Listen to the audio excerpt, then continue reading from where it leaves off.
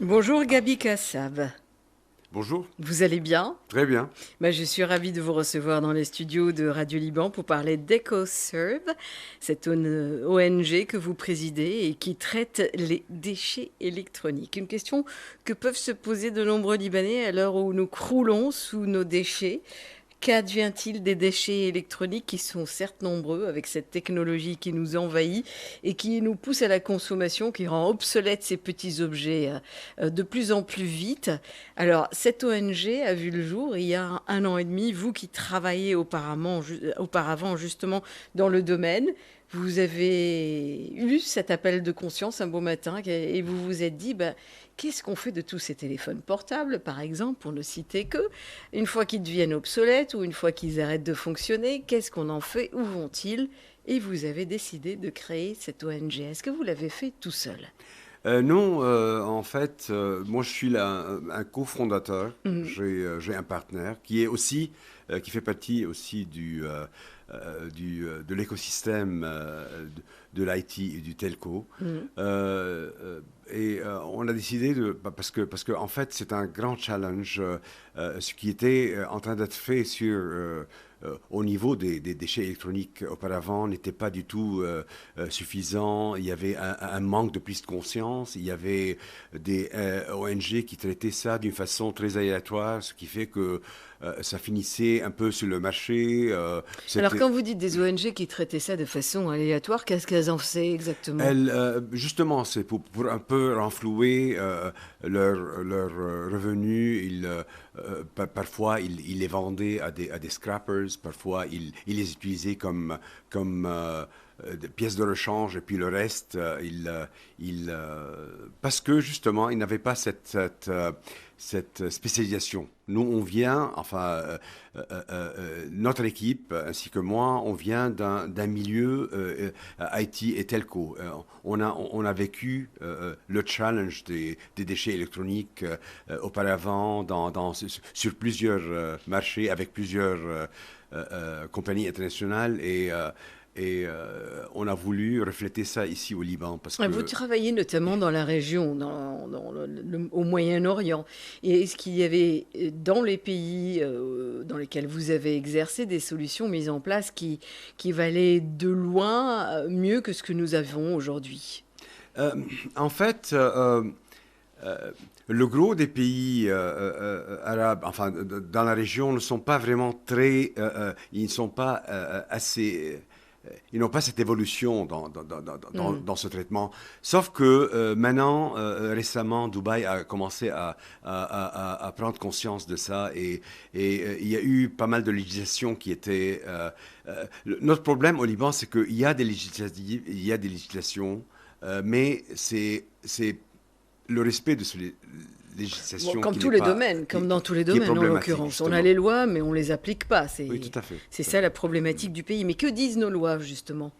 Mais non, mais il y a des lois qui traitent des déchets hasardeux. Il y a pas des lois directement qui traitent les déchets électroniques. Mais ça rentre Dans le même cadre. dans Hmm. le même cadre. Ouais. Malheureusement, les déchets électroniques, ils ont un cas assez spécial parce que en fait, si on a des déchets qui sont vraiment très maltraités, disons, sur lesquels il y a eu des déchets organiques, par exemple, ils commencent à faire une décomposition quelconque. Ça, c'est un cas, mais un autre cas pourrait être aussi des déchets qui sont traités d'une façon enfin propre pour ne pas disons, faire un scratching sur le niveau du tableau électronique. À ce moment-là, leur impactage et leur traitement devient beaucoup plus facile que d'autres. Et ça, c'est la prise de conscience qu'on aimerait bien, dont on aimerait bien parler dans les écoles, dans les universités, comment traiter, comment jeter, comment ne pas faire une ségrégation très pointue de ces équipements-là. Parce que quand on parle du plastique, par exemple, le plastique est très dangereux quand c'est le cumul du plastique. Hmm. C'est le cumul qui est dangereux. Mais en fait, pour les déchets électroniques, un seul tableau électrique si on le met dans la terre avec l'humidité et tout, cette condensation commence à faire couler tout ce qu'il y a comme heavy metals, les métaux, les métaux et bien, lourds. oui, et les acides sur la nappe, enfin, qui Dans les nappes peuvent phréatiques, contaminer, bien sûr. voilà, qui peuvent contaminer la nappe phréatique, qui peuvent contaminer même l'air, parce qu'on a aussi des Des particules qui les doivent vapeurs- se dégager, non? oui, et les vapeurs du plomb ainsi que du mercure qui peuvent s'évaporer et ils sont beaucoup plus denses que l'air. C'est la raison pour laquelle on dit et on ne cesse de répéter qu'il ne faut pas garder les déchets, enfin, ou bien les équipements électroniques qui ne sont pas qui ne sont pas Qui sont dormants? qui sont dormantes dans les maisons. Parce que ces vapeurs-là, du plomb et du mercure, et enfin, toutes sortes de vapeurs qui peuvent émaner de ces équipements-là, Ils sont toxiques. ils sont toxiques et puis ils restent dans l'atmosphère de la maison parce qu'ils sont moins denses que l'air. Et ça, c'est très important De le souligner, bien de entendu. souligner. Voilà. Alors, vous avez donc cette ONG qui s'appelle EcoServe, qui a quand même 1 an et demi d'âge, donc qui n'est Oui. pas très très vieille. Jusque-là, qu'est-ce que vous avez pu entreprendre auprès des écoles? Parce que vous avez mis le doigt sur un problème crucial, c'est que tout se fait à travers l'éducation. Oui. Et jusque-là, qu'est-ce que vous avez réussi à faire avec les écoles et voire par la suite les universités? Écoutez, de ce qui est des écoles, nous, on fait partie de la Green School Coalition. Et cette Green School Coalition, ils ont en tant que membre une affaire de 150 écoles qui sont en train de travailler pour une certaine classification écologique. Et nous, on est en train de traiter le problème des déchets électroniques à ce niveau-là. De ce qui est des universités, on a fait pas mal de workshops.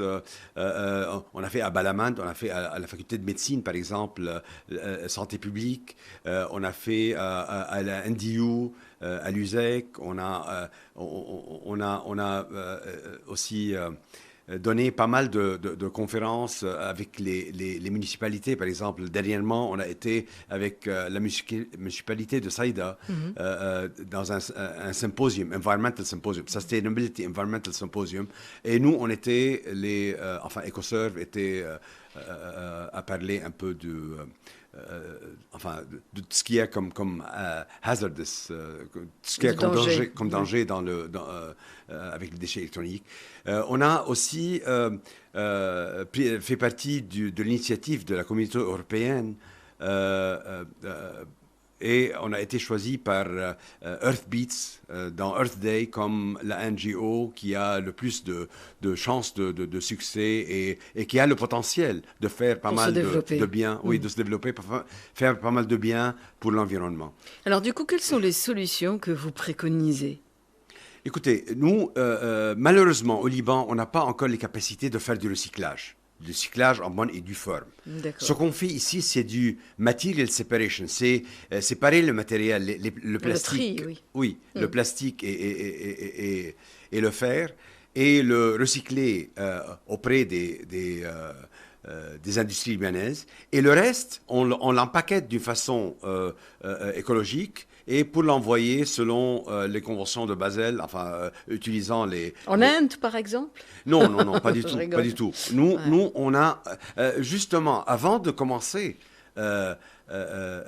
EcoServe, on a fait un back-to-back agreement avec des recycleurs certifiés. D'accord. Et ces recycleurs-là, nous, on leur envoie et on est les seuls actuellement sur le pays maintenant d'émettre des certificats de disposal parce que ce sont des gens qui sont certifiés par des organismes internationaux. Voilà, ils sont audités et tout ça. Et on émet des certificats de disposal. Et ça, c'est très bien. Pourquoi? Pour le CSR, pour les banques, pour les compagnies qui en ont besoin, le Corporate Social Responsibility, parce que ils ont...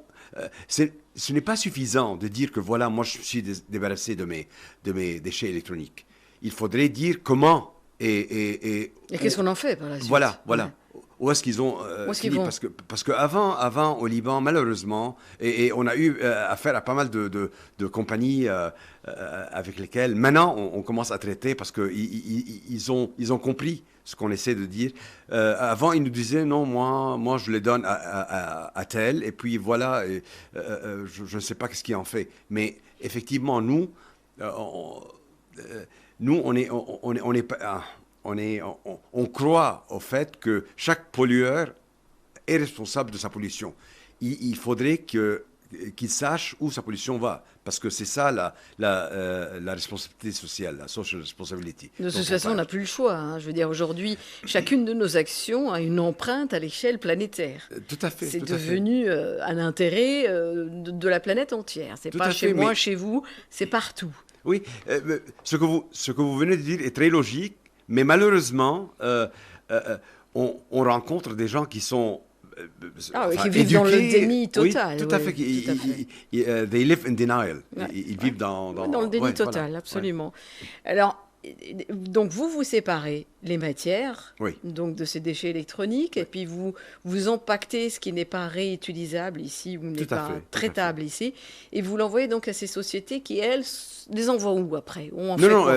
ce sont des recycleurs certifiés. Ça veut Ah, des dire, recycleurs certifiés, oui, ça oui. veut dire ce sont des gens qui soutirent les métaux lourds, qui soutirent tout ce qu'il y a comme... et puis, ils utilisent le plastique des tableaux pour faire Ouais, de d'accord. l'énergie, Ouais. ainsi de suite. Mais ce sont des gens certifiés. On ne les envoie pas dans... Enfin, auparavant, malheureusement, on a rencontré pas mal de gens qui nous disent, voilà, moi je les envoie en Turquie, je les envoie ici. Et on leur demande, mais vous les envoyez chez qui? Ils nous disent, ah, non, non, il y a des commerçants là qui les achètent et qui les envoient.